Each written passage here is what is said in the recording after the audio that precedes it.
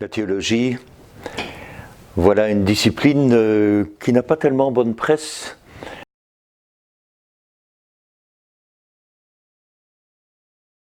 Je me rappelle avoir écrit il y a une trentaine d'années un article intitulé « Pavane pour une référence défunte ». Et cette référence défunte, c'était précisément la théologie. Quand on veut aborder un problème social, aujourd'hui, on va faire une enquête sociologique, on va interroger les autres disciplines de sciences humaines, l'anthropologie, on va peut-être pousser la réflexion jusqu'à la philosophie, mais lorsqu'il s'agira d'entrer dans le domaine de la théologie, là on va s'arrêter parce que la théologie étant identifiée à la religion et la religion à une affaire privée, il devient difficile d'en discuter sur un terrain rationnel. Et donc je trouve que le public scientifique en général, et le public universitaire en particulier, aurait tout intérêt à entrer davantage dans l'étude de la théologie et d'aller prendre des références là-bas, puisque la théologie cherche à mettre en évidence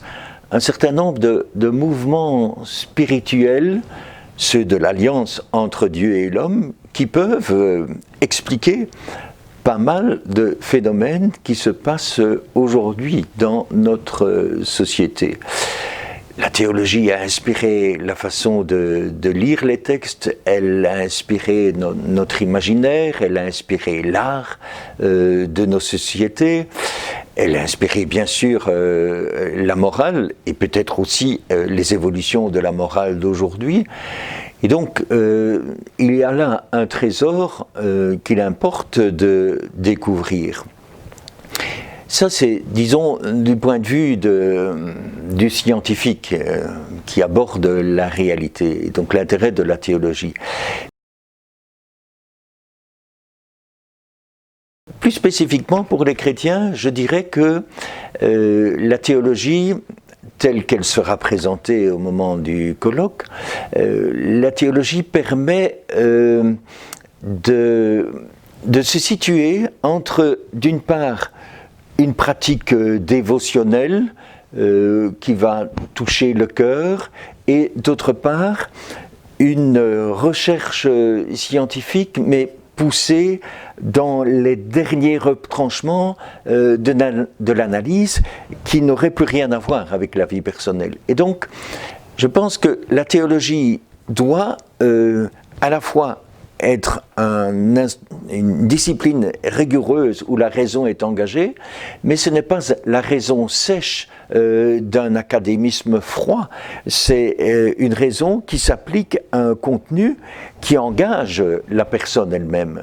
jusque dans sa destinée la plus profonde et qui engage aussi l'ensemble de la société. Et donc, je trouve que c'est intéressant d'avoir dans ce colloque-ci, où on voit parler de l'exégèse, de ce qu'est le mystère d'Israël avec la christologie, la bioéthique, et puis le rapport à la philosophie, de voir comment la parole de Dieu, puisque c'est de Dieu qu'il s'agit dans la théologie, de voir comment la parole de Dieu peut être lu et enrichir la vie de notre monde et notre vie personnelle. Donc je me disais que en assistant moi à ce colloque-là, d'abord ça me rappellera mes propres études de théologie, mais